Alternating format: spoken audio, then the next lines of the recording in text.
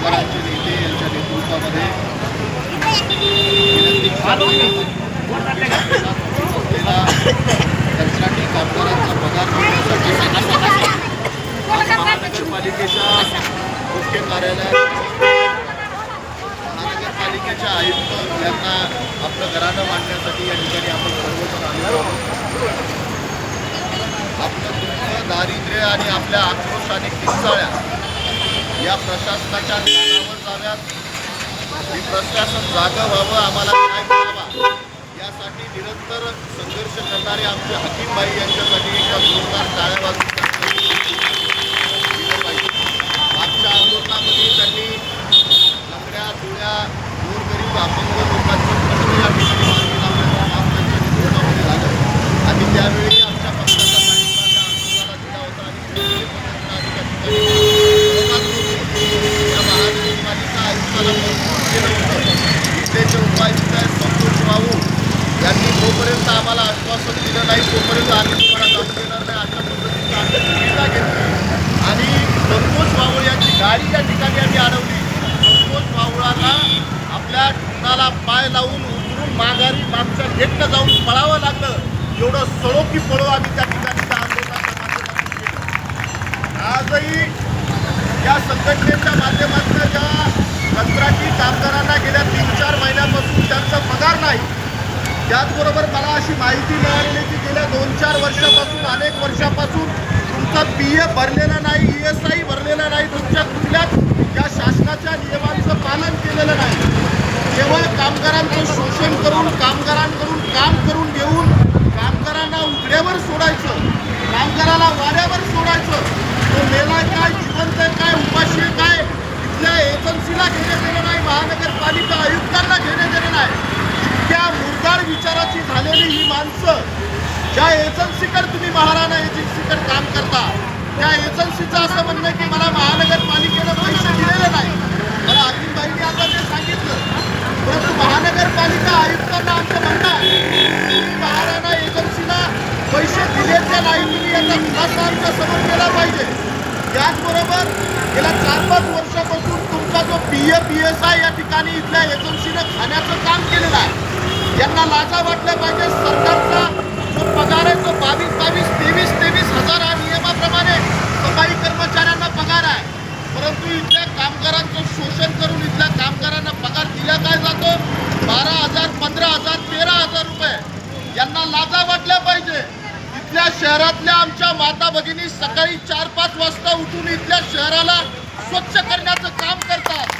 आमच्या माध्यमातून या शहराला एक नवी ओळख मिळते.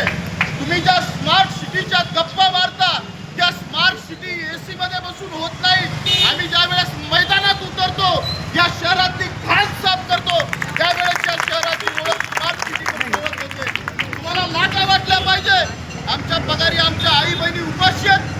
आम्हाला आत्महत्या करावी लागते, अंगावर पेट्रोल घ्यावं लागतं.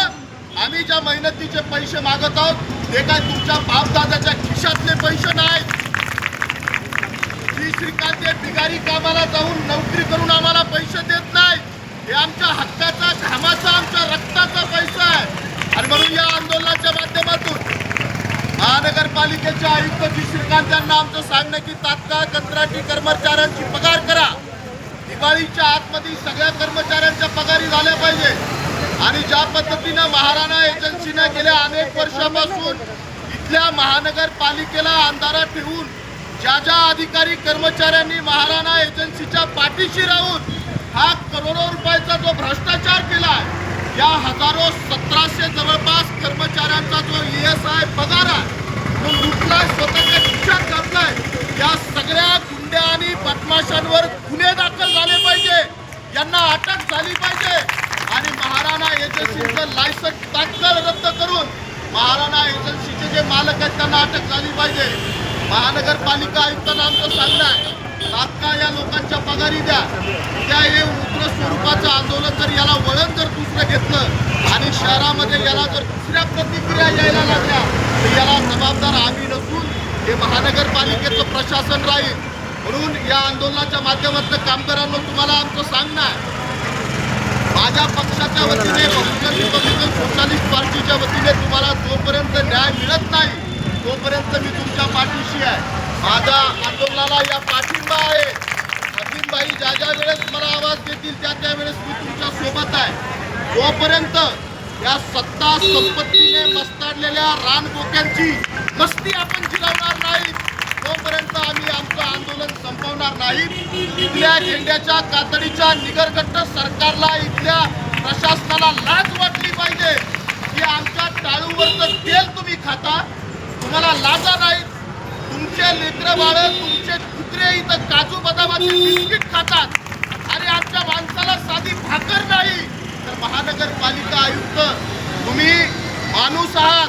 मानवतेच्या दृष्टिकोनातून या लोकांना न्याय देण्याचा प्रयत्न करा. तुमच्यात जर थोडीशी मानवता शिल्लक असेल, तुम्ही तुमची मानवता आम्हाला दाखवलेली आहे.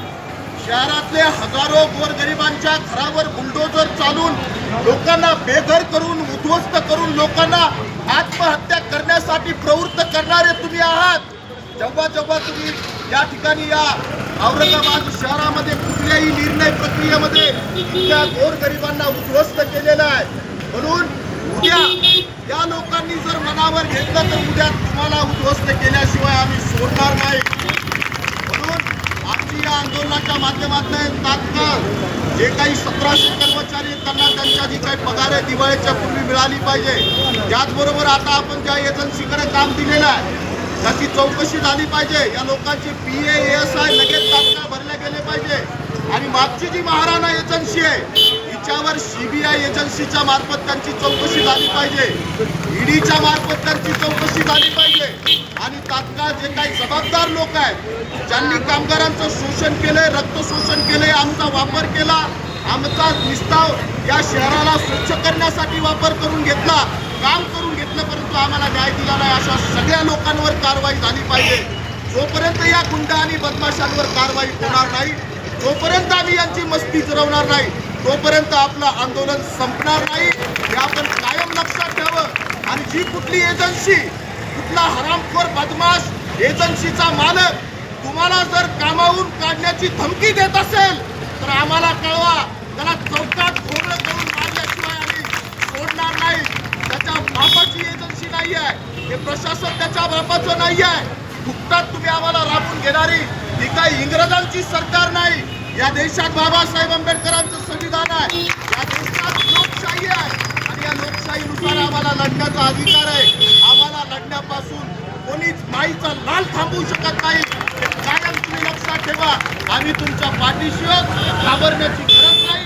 जोपर्यंत न्याय तुम्हाला मिळणार नाही तोपर्यंत कंत्राटी कामगार संघटना बहुजन रिपब्लिकन सोशलिस्ट पार्टी आपल्या पाठीशी मजबूतीने उभा आहे. कुठल्याच परिस्थितीत कुठल्याच माणसाला, कुठल्याच ठेकेदाराला, कुठल्याच कर्मचाऱ्याला घाबरण्याची गरज नाही. आम्ही खंबीरपणे तुमच्या पाठीशी न्याय मिळेपर्यंत उभा आहे. एवढंच या ठिकाणी तुम्हाला आश्वासन देतो. इथेच माझ्या वाणीला आपलं धन्यवाद. जय भीम, जय भारत, जय शिवराज, जय बिरसा. खुदा हाफिज.